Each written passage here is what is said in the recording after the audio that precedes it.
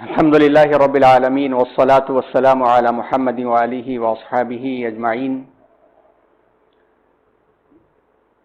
گزشتہ ہفتے دسمبر کے مہینے کا جو پہلا ہفتہ تھا اس میں تحریک ندوہ کا تذکرہ ہوا۔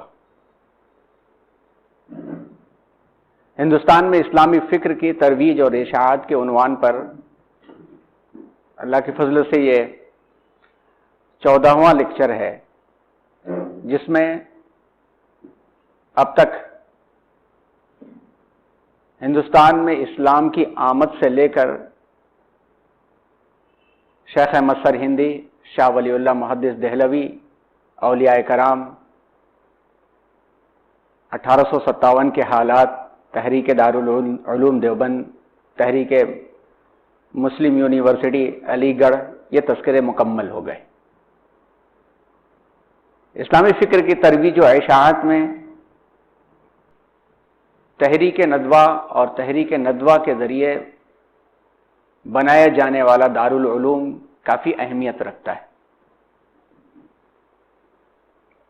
یہ اداروں کی فہرست میں ایک اضافے کا نام نہیں تھا، بلکہ امت کے درمیان اس رابطے، اس تعلق کا نام تھا جو امت کا ہر سلجھا سنجیدہ طبقہ محسوس کرتا تھا کہ ملک کی فضاؤں میں اسلامی اتحاد کی خاطر آپسی اختلافات کو جتنا کم کیا جا سکے اتنا آنے والی نسلوں کے لیے مفید ہوگا۔ چنانچہ یہ فکر، جیسا کہ اس کے پہلے کے سیشن میں آپ کے سامنے پیش کیا گیا کہ یہ فکر ہر طبقے اور ہر مسلک کے سلجھے ہوئے لوگوں کے ذہن میں آئی، اور تحریک ندوہ شروع ہوئی۔ اس کے بعد اتحاد باہمی اور نصاب کی اصلاح مدارس میں اس سلسلے میں مختلف جگہوں پر، مختلف سطحوں پر پروگرام ہوئے، اجلاس ہوئے، 60 سے زائد شہروں میں اجلاس ہوئے، لکھنؤ سے لے کر لاہور تک، کیونکہ سب متحدہ ہندوستان تھا، الہ آباد تک، بریلی، دلی، ہر مقام پہ اس کی فکر کی گئی۔ اس تحریک کے قیام کے بعد چند سالوں میں یہ محسوس ہوا کہ ذہن جو بن چکا ہے اپنے اپنے مکتب فکر پر اڑے رہنے کا اور اپنے اپنے نظام پر جمے رہنے کا، اتنی آسانی کے ساتھ یہ اصلاح نصاب کی جو کمیٹی ہے وہ کام نہیں کر پائے گی جب تک کہ اس کا ایک عملی نمونہ نہ سامنے آ جائے، اور جب عملی نمونہ سامنے آ جائے گا تو خود بخود اس اصلاح نصاب کی کاوشوں کو لوگ قبول کرنے لگیں گے۔ 1892 میں فیض عام، مدرسہ فیض عام، جس کے مدرس حکیم الامت اشرف علی تھانوی رحمۃ اللہ علیہ بھی رہ چکے ہیں، وہاں سے اس فکر کا آغاز ہوا تھا، اور جیسا کہ گزشتہ لیکچر میں اس بات آئی کہ ہر مکتب فکر کے اکابرین اس میں شریک ہوئے اور انہوں نے اس کی تائید کی، اور اسی اجلاس میں یہ بات طے ہوئی تھی کہ علماء کی ایک مشترکہ مجلس قائم کی جائے۔ چنانچہ اس مجلس کا نام ندوۃ العلماء تجویز ہوا تھا، اور لوگ شریک رہنے لگے۔ پھر اس کے بعد اس کا پہلا اجلاس 22 اپریل سن 1894 کو کانپور میں ہوا، وہاں پہ قراردادیں منظور ہوئیں۔ پھر دوسرا اجلاس 1895 میں لکھنؤ میں ہوا، اور شروع سے اس فکر کے پیچھے جس شخصیت نے سب سے زیادہ دماغ استعمال کیا، جس کا کہا جائے کہ خون جگر کی سوزش کی، وہ شخصیت علامہ شبلی نعمانی رحمۃ اللہ علیہ کی تھی۔ علامہ شبلی نعمانی رحمۃ اللہ علیہ 1905 سے پہلے، 1894 سے لے کر 1905 سے پہلے، حالانکہ تحریک ندوہ کے باقاعدہ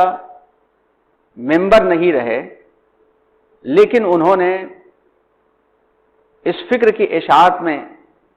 بھرپور حصہ لیا، اور اس وقت علامہ شبلی نعمانی سر سید علیہ الرحمہ کی دعوت پر علی گڑھ مسلم یونیورسٹی کی تحریک سے جڑے ہوئے تھے. ان کا تذکرہ علامہ شبلی نعمانی کا آئے گا. 1905 کے بعد جب علامہ شبلی باقاعدہ ندوہ کے معتمد یعنی اکیڈمک ڈائریکٹر متعین ہوئے، اس کے بعد جس نصاب کو انہوں نے ترتیب دیا، وہ نصاب اگر منوان اسی وقت قبول کر لیا گیا ہوتا، کافی حد تک اس کا اجرا ہوا، لیکن کچھ چیزیں ایسی تھیں جو تشنہ رہ گئیں، وہ بہت بعد میں شروع ہوئیں، بلکہ کچھ اب شروع ہو رہی ہیں. اگر اسی زمانے میں شروع کر دی گئی ہوتی پوری طرح سے تو پھر ندوۃ العلماء ایک الگ ہی معیار ہوتا، الگ ہی مزاج ہوتا اس کا. گرچہ نظام کے اعتبار سے اور مقصد کے اعتبار سے تحریک ندوہ نے اپنا دارالعلوم بعد میں شروع کیا، لیکن نظام کے اعتبار سے دارالعلوم نے ہمیشہ اپنے نظام کو برقرار رکھا کہ رفع نزاع باہمی کے تعلق سے ندوے کی فضاؤں میں کسی بھی اہل سنت والجماعت یا مسالک کے عنوان پہ گفتگو نہیں ہوگی. باطل جو نظریات ہیں وہ باطل نظریات تو اسلام سے براہ راست متصادم ہیں، لیکن اس کی فضاؤں کے اندر حنفیت، شافعیت، سلفیت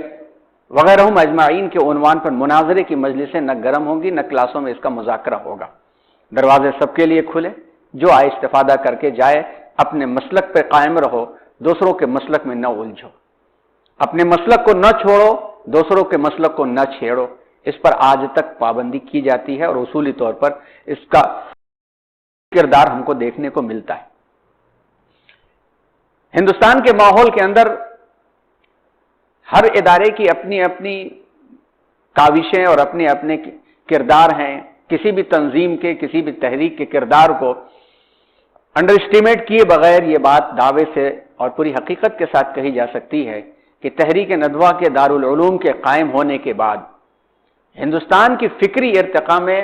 ندوی فضلاء نے جو کردار انجام دیا، ایک بہت بڑا سرمایہ وہ چھوڑ کر کے گئے، خاص طور پر معتدل تحریروں کا. صرف اردو زبان نہیں بلکہ اسی کے مماثل کہیں کہیں بڑھ کر کے عربی زبان میں بھی ایک ایسا سرمایہ انہوں نے دنیا کو دیا کہ عرب نے ہندوستان کے لکھے ہوئے ہندوستانی مصنفین کی عربی کتابوں کو اپنے نصاب میں شامل کیا. آگے تذکرہ اس کا ہوتا ہے. اب یہاں پہ اس پر جو اسکرین پر ہمیں 4 شخصیات دکھائی دے رہی ہیں. یہ 4 شخصیات ہی نہیں ہیں، اس کے علاوہ سینکڑوں شخصیات ہیں جو دنیا کے کونے کونے میں کام کر رہی ہیں اور اپنے اعتبار سے اتحاد اور ترویج و اشاعت کا ذریعہ بنی ہوئی ہیں.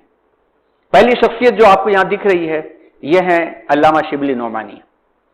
اور بائیں طرف جو شخصیت دکھ رہی ہیں وہ ہے مفکر اسلام مولانا سید ابو الحسن علی ندوی.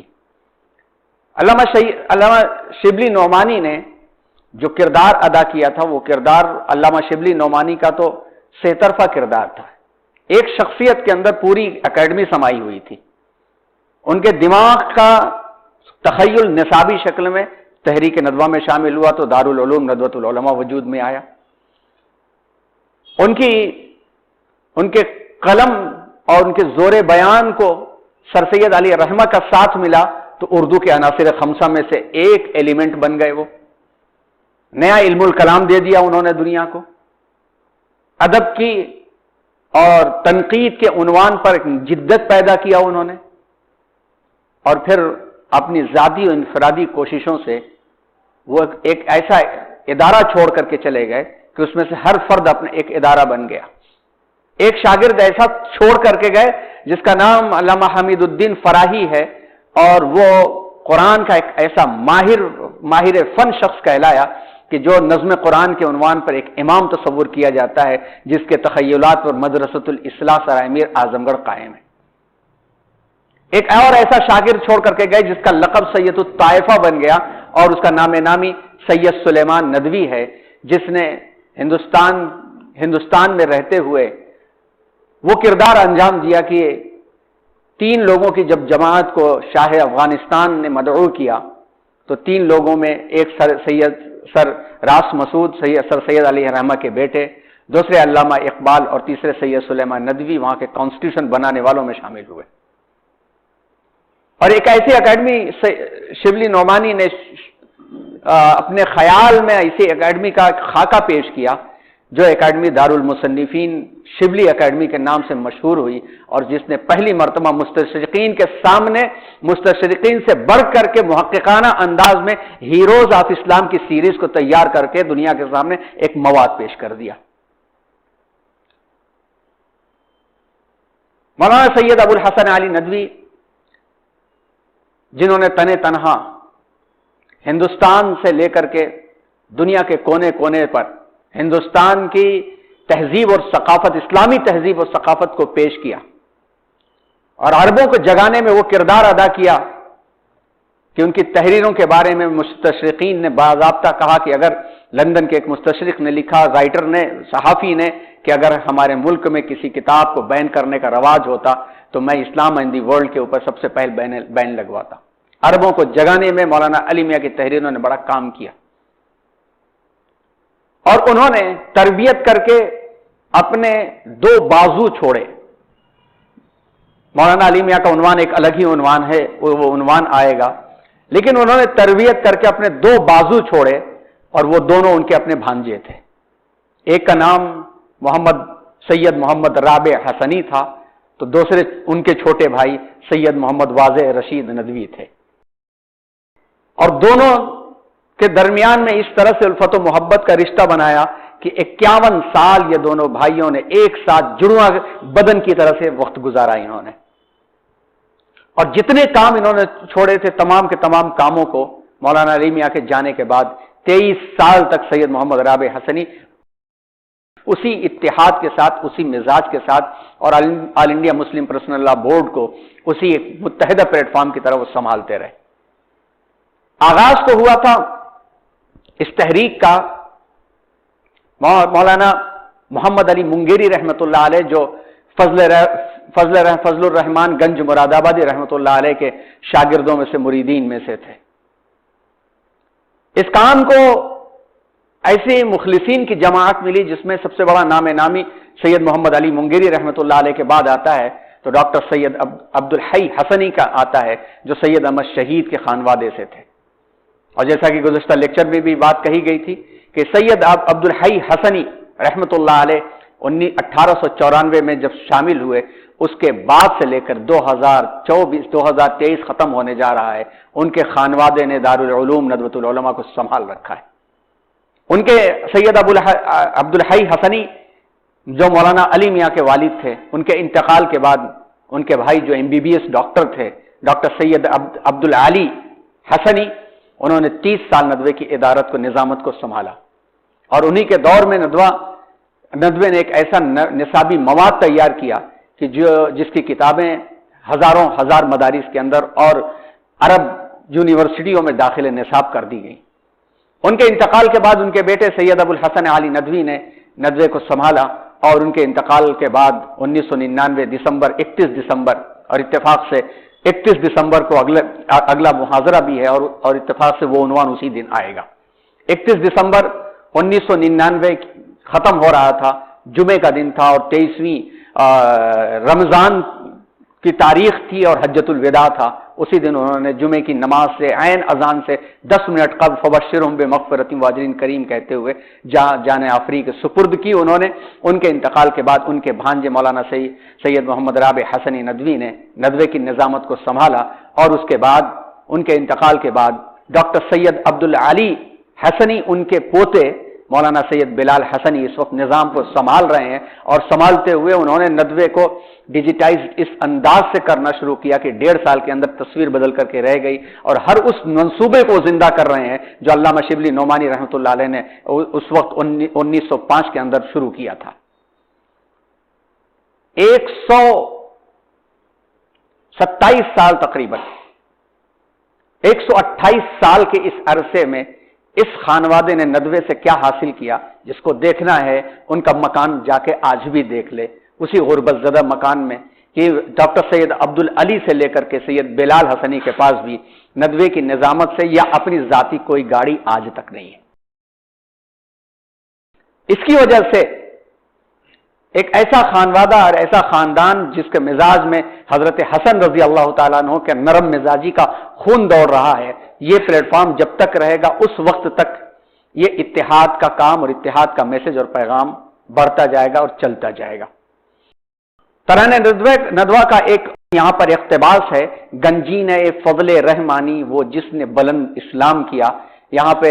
سید محمد مولانا محمد علی منگیری اور ان کے استاد مراد ہیں۔ گنجین فضل رحمانی وہ جس نے بلند اسلام کیا، دانش کدع شبلی جس نے پھر ذوق سخن کو عام کیا۔ علامہ شبلی نعمانی مراد ہیں۔ وہ بزم سلیمانی جس نے تحقیق و نظر کا کام کیا، علامہ سید سلیمان ندوی مراد ہیں۔ انفاس علی نے روشن سے ندوے کا جہاں میں نام کیا، مولانا سید ابو الحسن علی ندوی مراد ہے۔ جب تحریک ندوہ شروع ہوئی تو دارالعلوم کا قیام شروع ہونے کے لیے علامہ شبلی نعمانی کی خصوصی دلچسپیوں کا مرکز تحریک ندوہ اور دارالعلوم تھا۔ 1905 سے قبل ندوے کا جو اجلاس ہوئے وہاں پہ یہ بات اٹھنے لگی کہ اس تحریک کا ایک نمایاں اور نمائندہ دارالعلوم قائم ہونا چاہیے، اور اس کے بعد دارالعلوم کے لیے ایک الگ مجلس تجویز ہوئی جس میں علامہ شبلی نعمانی کا بڑا کردار تھا، اور ان کو یہ ذمہ داری دی گئی کہ وہ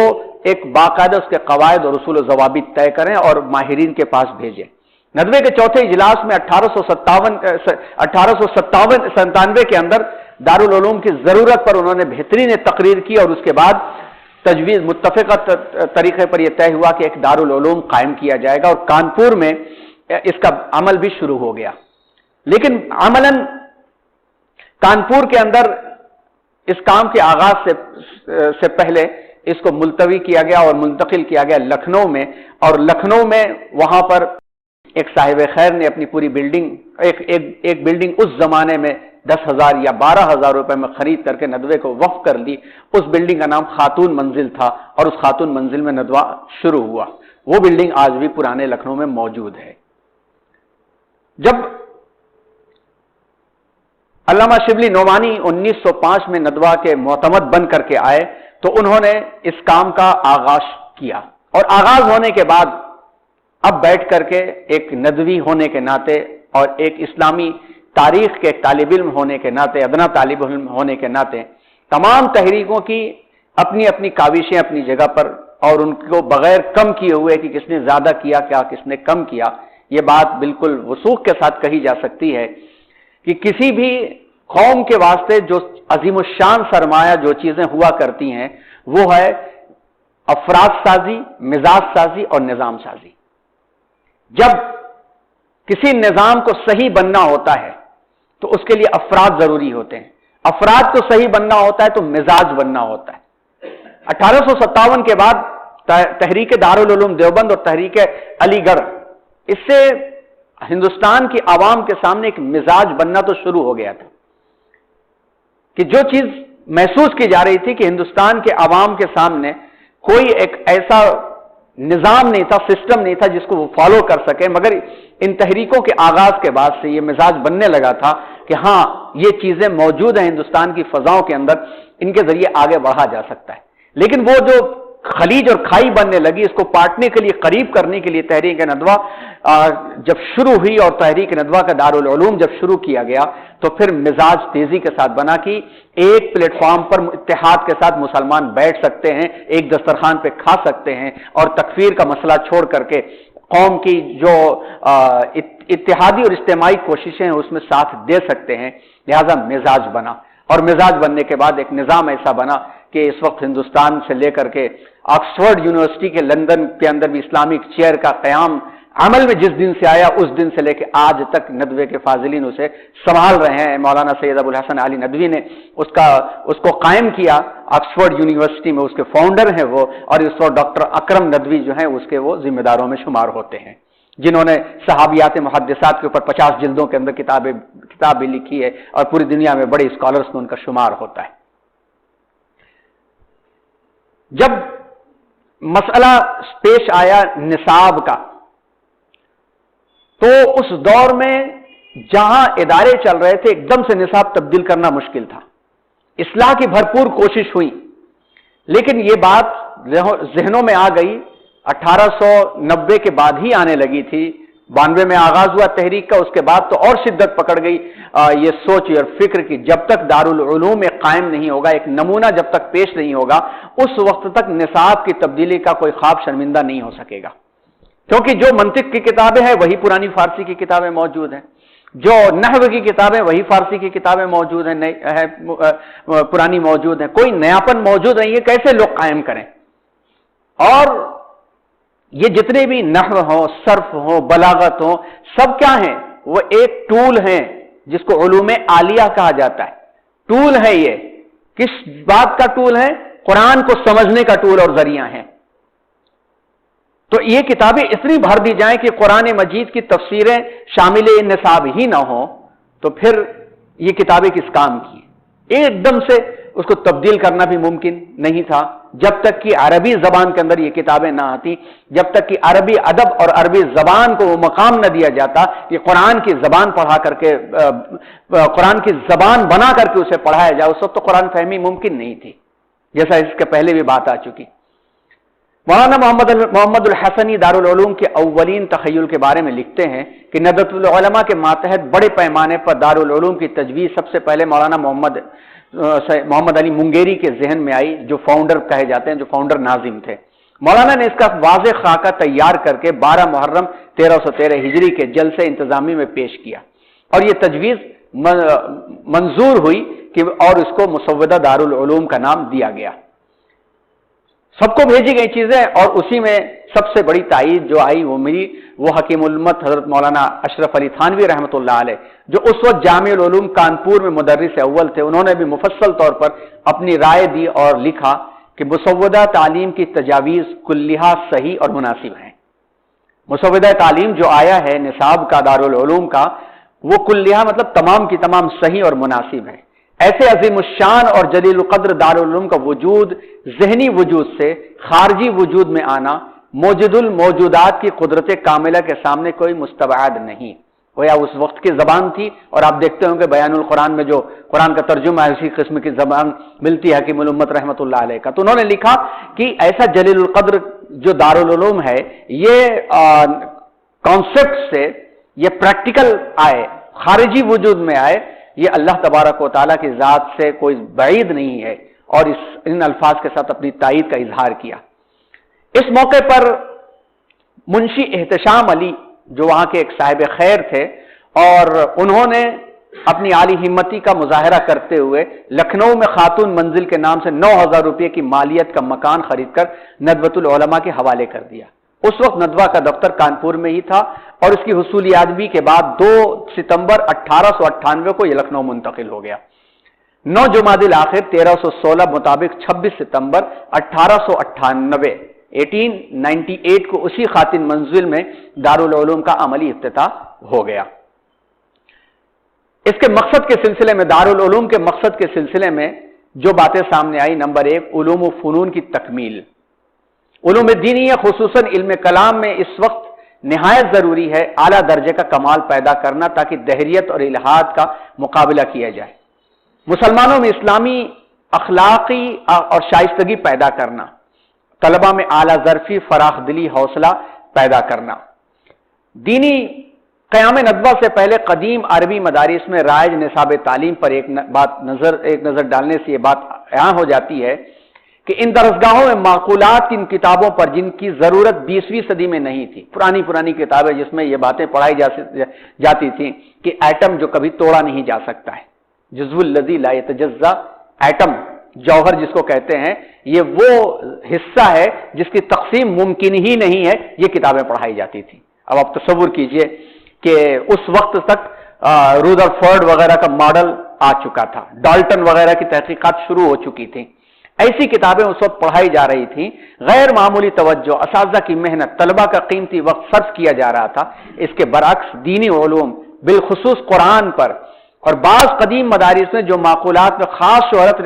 رکھتے تھے، حدیث اور فقہ پر بھی بہت کم توجہ تھی، یعنی قرآن کا علم عمومی طور پر نہیں تھا۔ اس کے برعکس ندوہ کے تخیل میں نصاب کا امتیاز یہ ہے کہ جدید و قدیم نصاب درس کے فوائد اور خصوصیات کا حامل ہو، جس کا نام دیا گیا قدیم صالح جدید نافع۔ پرانے زمانے کے جو علوم ہیں جن کی نافعیت لازم ہے اس کا بھی استعمال کیا جائے، اور دور جدید کے اندر جو اچھی چیزیں آ رہی ہیں اس کا بھی استعمال کیا جائے۔ اس کو لے کر کے ندوے میں نصاب کو شروع کیا گیا، اور یہ بات رکھی گئی کہ علوم عالیہ یعنی جو ٹول کا ذریعہ رکھتے ہیں اور وسائل کی حیثیت رکھتے ہیں، ان سے گزر کر کے اصل مقصود ہے وہ ہے درس تفسیر، درس حدیث اور درس فقہ کو وقت کی ضرورتوں سے ہم آہنگ کیا جائے، تاکہ اللہ کی کتاب اور سنت رسول اللہ صلی اللہ علیہ وسلم کی اصل غرض و غایت پر زیادہ توجہ ہو سکے۔ اسی فکر و تخیل کی بنیاد پر ندوہ نے اصلاح نصاب کے لیے مفید قدم اٹھائے، جس میں منطق اور فلسفہ کی کتابوں کی تعداد کم کر دی اور قرآن کے متن کو تعلیم میں جگہ دی گئی۔ قرآن کی تفسیر نہیں پڑھائی جاتی ہے، صرف جو ہے وہاں پہ تفسیر بیضاوی اور جو تخصص کی کلاسیں ہیں ان کلاسوں کے اندر تفسیر زمخشری، کشاف جس کو کہا جاتا ہے، یہ ہیں وہ صرف اس انداز کے واسطے کہ اس کی خصوصیات کیا ہیں، ورنہ دارالعلوم ندوۃ العلماء میں جہاں وہ ہائر سیکنڈری شروع ہوتا ہے جس کو کہا جاتا ہے عالیہ کلاسیں کہا جاتا ہے، اور وہاں سے عالیہ اولا سے ہی خاص طور پر ترجمہ قرآن اور تفسیر قرآن کا عنوان قرآن کے ساتھ ہے۔ پڑھانے والے کی ذمہ داری ہوتی ہے کہ تفسیروں کے حوالے سے پڑھائے، طلبہ سے پروجیکٹ کروائے اور طلبہ سے کام کروائے۔ جو تفسیروں کا ذوق تھوڑا بہت ہم لوگوں کے اندر آیا وہ صرف اور صرف اس لیے آیا کہ اساتذہ نے پڑھاتے وقت میں کہا کہ آپ اس تفسیر کا مطالعہ کیجیے، سورۃ البقرہ خاص طور پر، سورۃ النساء خاص طور پر اور سورہ کہف خاص طور پر۔ ان تینوں تفسیروں کا پڑھانے والے اساتذہ وہ میسر آئے جنہوں نے کام کروایا، تو آج الحمدللہ یعنی کہہ سکتے ہیں کہ انگلیوں پر اس کی افادیت اور مضامین کسی گنے جا سکتے ہیں، گھنٹوں گھنٹوں حوالوں کے ساتھ بات کی جا سکتی ہے۔ تو جن کلاسوں کے اندر ایسے اساتذہ میسر آئے انہوں نے عربی کو عربی کے ساتھ اور تفسیر کو قرآن مجید کو براہ راست قرآن مجید کے الفاظ کے ساتھ پڑھوایا، اس کا فائدہ محسوس ہوتا ہے آج بھی۔ حدیث کو اخلاقی اور تربیتی حیثیت سے ابتدا سے داخل درس کیا۔ حدیث کی کتابوں کو صرف اختلافی فقہ بنا کے نہیں پڑھایا گیا، کیونکہ عمومی طور پر یہ مزاج بھی ہے کہ حدیث کی کتابوں میں بھی اختلاف ائمہ فی مسائل المہمہ کے تحت حدیث بھی شکار ہو جاتی ہے۔ حکمت حدیث کے تحت حدیث کی اخلاقی قدروں کو پیش کیا گیا، جس میں سب سے عظیم الشان کتاب مختصراً جو ڈاکٹر سید عبد الحی حسنی رحمۃ اللہ علیہ نے مرتب کی داخل نصاب، اس کا نام ہے تہذیب الاخلاق۔ اس کتاب کا تذکرہ 1 سے 2 مرتبہ ہم کر چکے ہیں، اور بلکہ رہنما نقوش میں یہ کتاب ہمارے مرجع میں ہے، اور دوسری جلد میں تو خاص اس کا عنوان ہے تہذیب الاخلاق۔ حدیث جو بخاری مسلم مشکات سے منتخبہ حدیثیں ہیں، ان حدیثوں کو لے کر کے پہلے شروع میں اخلاق، مثال کے طور پر توکل کا عنوان ہے، تو توکل کے عنوان پر قرآن کی آیتیں کون کون ہیں وہ تذکرہ ہے، پھر احادیث کا تذکرہ ہے۔ اس طرح سے حدیث کو اخلاقی تربیت کی حیثیت سے شامل کیا گیا، اور عربی زبان کی تعلیم ایک زندہ علمی زبان کے طور پر اختیار کی گئی جس میں تحریر و تکلم ممکن ہو۔ بعض عصری اور مفید مضامین داخل درس کیے گئے، جغرافیہ، تاریخ اور ریاضیات یعنی میتھمیٹکس وغیرہ، اس کو داخل کیا گیا، جس کی وجہ سے وہ اجنبیت نہیں رہی کہ اس طرح کے الفاظ اور مضامین سامنے آئے تو اجنبیت باقی رہے۔ جب ندوہ کا آغاز ہوا تو خاص طور پر جب مولانا نے علامہ شبلی نعمانی رحمۃ اللہ علیہ باضابطہ طور پر ندوے کے اندر وہ شامل ہوئے۔ آئیے قبل اس کے کہ علامہ شبلی نعمانی کا عنوان بھی اسی کے ساتھ شروع کیا جائے، یہ تذکرہ کر دینا مناسب ہے کہ اصلاح نصاب کے عنوان کے سلسلے میں ندوے کے ذمہ داران جو نام لیے گئے وہ اور معتمدین اور جتنے بھی اراکین تھے، جس میں خاص طور پر جب ڈاکٹر سید عبد العلی حسنی رحمۃ اللہ علیہ کا زمانہ آیا، ایک تو وہ میڈیکل MBBS ڈاکٹر، دوسرا ان کا خانوادہ جو ہے وہ روحانی خانوادہ پورا کا پورا، یعنی عربی زبان بھی اسی انداز کی، اور میڈیکل ڈاکٹر پہ آپ جانتے ہیں کہ MBBS ڈاکٹر کی صلاحیت کیا ہوتی ہے، اور تصوف کے میدان کے انسان، کیونکہ ان کا سلسلہ سیدھے ڈائریکٹر سید احمد شہید اور شاہ عالم اللہ شہید، پھر سید آدم بن نوری، اس کے بعد اوپر جا کے شاہ ولی اللہ محدث دہلوی اس جگہ سے ملتا ہے۔ انہوں نے اس کی بڑی فکر کیا اور ندوے میں باضابطہ طور پر نہ شامل ہو کر کے بھی دو بڑی شخصیات کا نام آتا ہے جن سے ندوے نے فائدہ اٹھایا، جنہوں نے ندوے سے بھی فائدہ اٹھایا۔ ایک شخصیت ہے مولانا عبد الماجد دریابادی رحمۃ اللہ علیہ کی۔ مولانا عبد الماجد دریابادی رحمۃ اللہ علیہ ندوی عالم نہیں ہیں۔ مولانا عبد الماجد دریابادی خود میں اب ایک دبستان ہے۔ تفسیر ماجدی پڑھیے اور مولانا عبد الماجد دریابادی کے تخیلات کو پڑھیے تو سمجھ میں آتا ہے۔ لیکن ندوے کی اصلاح میں، ندوے کے نصاب کی اصلاح میں اور ندوے کے نظام میں مولانا عبد الماجد دریابادی رحمۃ اللہ علیہ کا بہت کردار نظر آتا ہے۔ دوسری شخصیت جن کو نکھار ملی اور عالمی حیثیت کے وہ حامل ہوئے، وہ شخصیت تو اپنے آپ میں ایک دبستان خود تھی وہ شخصیت،